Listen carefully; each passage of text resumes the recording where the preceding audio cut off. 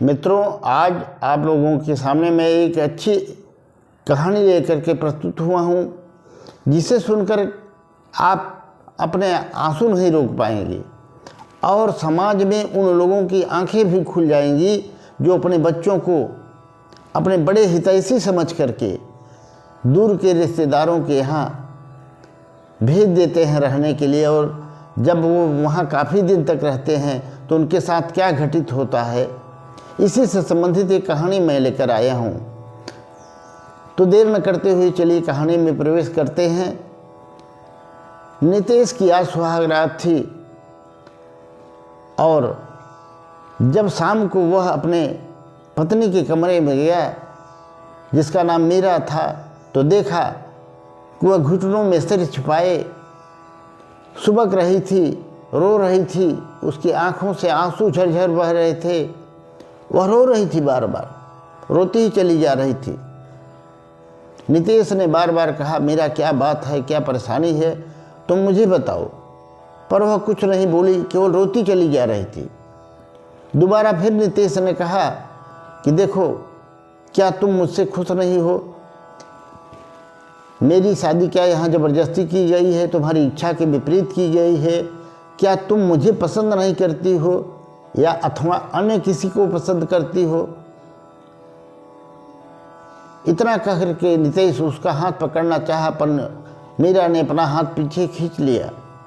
नितेश को थोड़ा बुरा तो लगा, पर उसने समझाया कि मीरा, जब तक तुम मुझे स्पष्ट नहीं बताओगी अपने रोने का कारण, मैं क्या निदान कर सकता हूँ और तुम्हारी क्या मदद सहायता कर सकता हूँ। तब मीरा ने धीरज बांधा और धीरज बांध करके उसने अपनी सारी कहानी बताना शुरू किया कि आप तो जानते ही हैं कि मेरे मायके वाले कितने गरीब हैं। हमको पढ़ने के लिए दूर के रिश्तेदार मामा के यहाँ भेज दिया था पढ़ने के लिए, क्योंकि गांव में 8वीं के बाद का कोई स्कूल नहीं था। मैं मामा के यहाँ साल भर रही, तब तक तो बहुत अच्छा चलता रहा। मैं भी उनके घर में हाथ बटाती रही कार्यों में। सभी खुश थे, मुझे भी कोई दिक्कत नहीं आ रही थी। मैंने भी पढ़ाई की और वहाँ रही। पर मेरी मामा जो 45 वर्ष के थे, उसमें मेरी आयु 14 वर्ष की थी। वो मामा कब से मुझ पर बुरी नज़र रखे हुए थे, मुझे नहीं पता। एक दिन मामी अपने मायके गई और उनकी बेटी भी घर पर नहीं थी। उन्हें मौका मिला और मैंने खा पी करके अपने बिस्तर पर लेटी ही थी कि मुझे कुछ महसूस हुआ कि मेरी रजाई में दूसरा कोई है।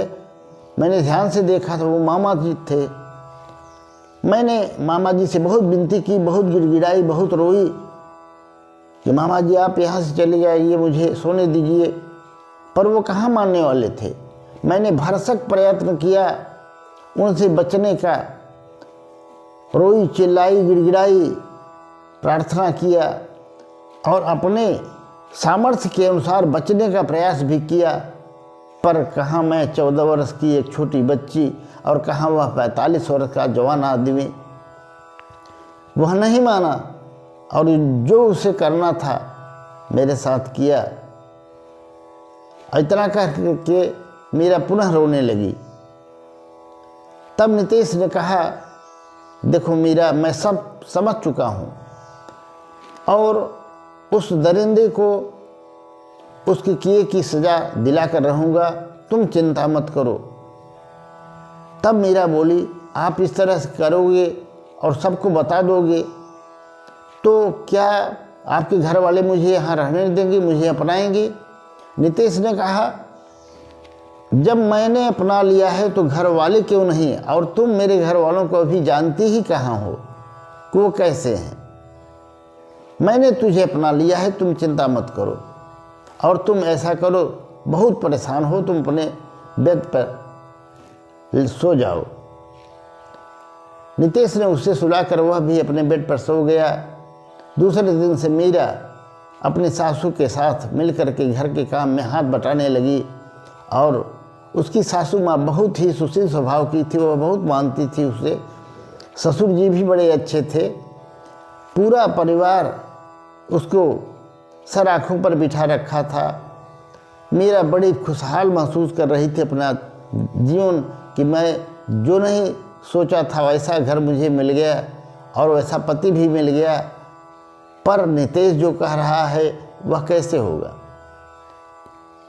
शादी के बाद जो विदाई होती है वह तो हो नहीं पाई, इसलिए कि उसका मायका गरीब परिवार था, पिताजी शराबी थे, माताजी किसी तरह अपना काम चलाती थी, इसलिए तो मामा के घर भेजा था। और वो मामा भी सगे मामा नहीं थे, दूर के रिश्तेदार थे। तब रक्षाबंधन का त्यौहार आया और रक्षाबंधन के त्यौहार पर तो जाना ही पड़ता है मायके में। मीरा उदास मन से विचार कर रही थी, तभी नितेश आया और उसके कान में कुछ बताया कि तुम्हें इस तरह से करना है, वहाँ जाना है, ताकि मैं उस पापी को सजा दिलवा सकूं और तुम्हारे मन को शांति मिले। मैं उसे छोड़ूंगा नहीं।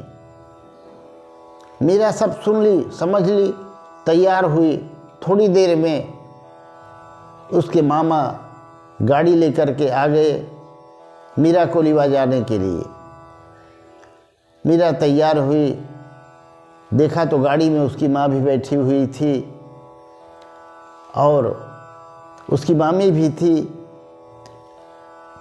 तो वह मीरा जाकर गाड़ी में बैठ गई और अपने परिवार को निहारने लगी। नितेश भी गाड़ी तक छोड़ने आया, उसकी सासू माँ भी आई, ससुर जी भी आए। और सासू ने कहा कि बेटी जल्दी आना, तुम्हारे बगैर मेरा मन नहीं लगेगा। उसने कहा माता जी आप चिंता मत करें, मैं बहुत जल्दी आऊँगी। और गाड़ी चल दी। शीशे से मीरा अपने घर को, परिवार वालों को तब तक निहारती रही जब तक वो लोग दिखाई दिए। और अंत में गाड़ी जा कर के उसके मामा सुदेश के घर पहुंच गई। सब लोग वहां उतरे। बीच रास्ते में ही मामी को उतार दिया गया था उसके मायके में, और वह बेटी भी मामा के यहाँ चली गई थी। अब उसकी माँ और वह सुदेश के घर पर थे। भोजन बनाया गया, सभी लोग भोजन किए। मीरा अपने मन में विचार कर रही थी कि नितेश ने जो बताया है वह योजना क्या सफल हो पाएगी या नहीं, क्या मेरी हिम्मत है मैं उतना कर पाऊंगी अथवा नहीं कर पाऊंगी। यह अंतर्मन में द्वंद्व उसको चल रहा था। बड़ी चिंतित थी, बार बार फोन लगा रही थी दूसरे दिन, पर नितेश कोई जवाब नहीं दे रहा था। वह बड़ी घबराई हुई थी। और सुदेश की नज़र उसके मामा की दुराचारी जो था बराबर मीरा पर लगी रहती थी। और तभी राखी की थाली सजा करके मीरा की माँ लाई और सुदेश के हाथ पर राखी बांधा, टीका लगाया, आशीर्वाद दिया कि भगवान सुखी रखे तुमको भैया। अब उसने 5,000 रुपये नेग के मेरी माँ को देना चाहा, मीरा ने बताया। तो उसने केवल 1100 लिए कि जो देखो भैया नेक के होते हैं वही पैसे दो, और ज़्यादा मुझे नहीं चाहिए। वैसे भी तुम्हारा बहुत बड़ा उपकार है, तुमने मीरा को पढ़ाया लिखाया, इतना आगे बढ़ाया, ये क्या कम है। अब मीरा तो कुढ़ रही थी अंदर अंदर कि इसे मासूम को क्या पता, यह भोली है माँ, इसने मुझे पढ़ाने लिखाने का कितनी बड़ी कीमत वसूल किया है वो तो मेरा दिल जानता है, जो कि अंदर से रो रहा है।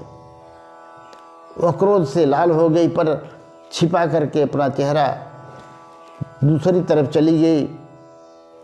और उसने अपनी माँ को बताया कि तुम घर जाओ, मैं यहीं रहूँगी, क्योंकि मामा को भोजन बनाने के लिए यहाँ पर कोई नहीं है। जब तक मामी नहीं आती मैं यहीं रहूँगी। अब उसकी माँ सोच रही थी कि ऐसा क्यों कह रही है कि मैं यहीं रहूँगी। पहले तो ये जिद करती थी कि मुझे यहाँ से ले चलो, मुझे नहीं रहना है। फिर उसने अपने मन में विचार किया कि मैं पूछूं भी तो किस मुँह से पूछूं। जब ये कह रही थी कि मैं नहीं रहूँगी तब मैं लिवा नहीं जा सकी, अब पूछूंगी भी तो सीधे जवाब दे देगी। यह मन में विचार करके उसने कह दिया, ठीक है बेटी, तुम यहाँ रहो, मैं तो चली जाऊँगी, अपने पिता का हाल तो तुम जानती ही हो, मुझे वहाँ जाना जरूरी है। वह अपने घर चली गई। अब केवल मीरा और उसका मामा रह गया। वह मामा जो 14 साल की अवस्था से ही उसके साथ दुराचार करता चला रहा था, और जो सारी बात उसने अपने पति को, नितेश को बता दिया था। मीरा नहा धो करके भोजन किया, मामा को भी भोजन दे करके अपने कमरे में चली आई और अपनी व्यवस्था में लग गई जो उसके पति ने उसे समझाया था।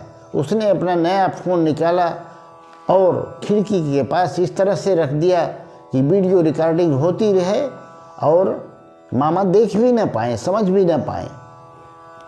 इस तरह से उसने फ़ोन लगा करके रख दिया और अंदर जा कर के अपना कपड़ा बदलने लगी।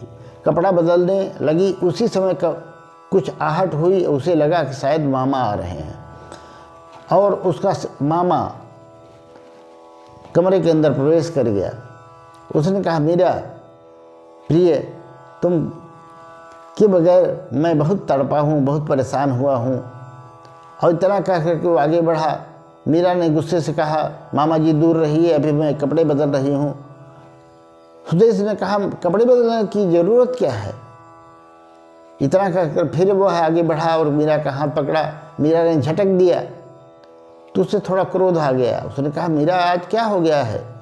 ये तो कई बार हम लोग कर चुके हैं, अब तो तुम्हें आज भी वही आदत है, बार बार झटकना, चिल्लाना, आज क्यों कर रही हो? मीरा ने कोई जवाब नहीं दिया। वह आगे बढ़ा और मीरा को चूमना चाहा। उसने जोरदार थप्पड़ उसके मुंह पर मारा। वह नीचे ज़मीन पर गिर पड़ा और जोर जबरदस्ती करने लगा। वह मीरा के ऊपर झुका ही था कि अचानक धड़ाम से दरवाज़ा खुला और देखा कि मामी, उसकी बेटी और सुदेश का हालत ख़राब देख करके उसकी मामी ने आकर के कहा, क्या हो रहा है ये सब नाटक? अब सुदेश काटो तो खून नहीं। डर के मारे थर थर कांपने लगा, वहीं बैठ गया। उसने कहा, मेरी कोई गलती नहीं है, यही मुझे इसके लिए भड़काया करती थी, इसकी कुछ तबीयत भी खराब थी। मामी ने कहा, मैं सब जानती हूँ, आज से नहीं, तुम्हारा जो कर्म है मैं अच्छी तरह जानती हूँ, और तुम कितने पापिष्टी हो कि इसके साथ दुष्कर्म करते हुए इससे बड़ी अपनी बेटी का भी ख्याल नहीं रखा, उसका चेहरा याद नहीं आया तुम्हें। तुम कितने क्रूर, कितने निर्दयी और व्यभिचारी हो। सुदेश कुछ भी न बोल पा रहा था, चोर की तरह खड़ा था। तभी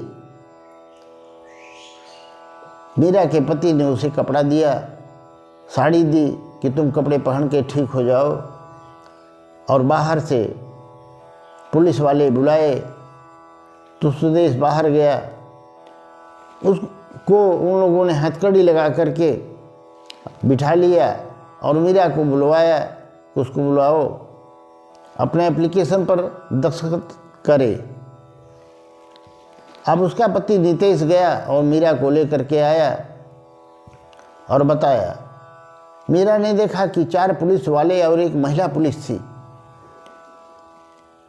तो उसने अपने जो एप्लीकेशन तैयार किया गया था उस पर साइन किया, और उसका मामा अपने पत्नी के चरणों में गिर करके बहुत गिड़गिड़ाया, रोया, पर उसने कहा, नहीं दरोगा जी, इन्हें ले जाइए, ऐसे पापी व्यक्ति की सज़ा होनी ही चाहिए, हम इनका मुंह भी नहीं दिखाना चाहते हैं।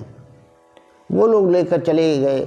जा रहे थे तो महिला पुलिस ने मीरा से कहा, बेटी, आज तुमने बड़े साहस का काम किया है और समाज के कल्याण का काम किया है।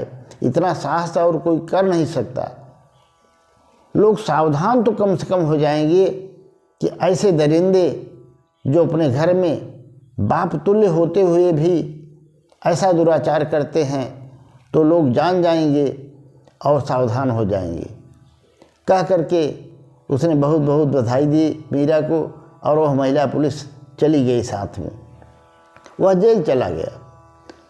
अब मीरा और उसके पति नितेश जाने के लिए तैयार हुए तो मामी की बेटी दौड़ कर आई, बताई, बोली कि आप दोनों को मेरी माँ बुला रही है। दोनों गए घर के अंदर, देखा तो उनकी मामी जी बैठी थी, गुमसुम थी। थोड़ी देर बाद उन्होंने बताना प्रारंभ किया कि मेरा बेटी क्षमा करना, मैंने इन्हें कई बार तुम्हारे साथ ऐसा करते हुए देखा था। मैं मजबूर थी, मैं क्या करती। मैंने सोचा मैं इससे लड़ाई करूं, झगड़ा करूं तो चारों तरफ बात फैलेगी और बदनामी होगी। और अपने बेटी की तरफ इशारा करते हुए कहा कि इसकी शादी भी करनी थी और बदनामी हो जाती तो इसकी शादी में भी अड़चन आती, इसलिए सब कुछ सह रही थी। पर मैं जानती थी बेटी तुम्हारी कोई सहायता नहीं कर सकी, हो सके तो मुझे क्षमा कर देना। नितेश ने कहा, माताजी हम लोगों को जाने दीजिए, अब तो जो होना था सो हुआ। और दोनों वहाँ से मामी को प्रणाम करके अपने घर चले आए। मीरा और नितेश अपने परिवार में बड़े हंसी खुशी से रहने लगे और उनका दिन अच्छी तरह से चलने लगा। मित्रों, ये कहानी आपको कैसी लगी कमेंट करके अवश्य बताइएगा, ताकि मैं इसी तरह से प्रेरणादायक ज्ञानवर्धक कहानी आप लोगों तक पहुंचाता रहूं।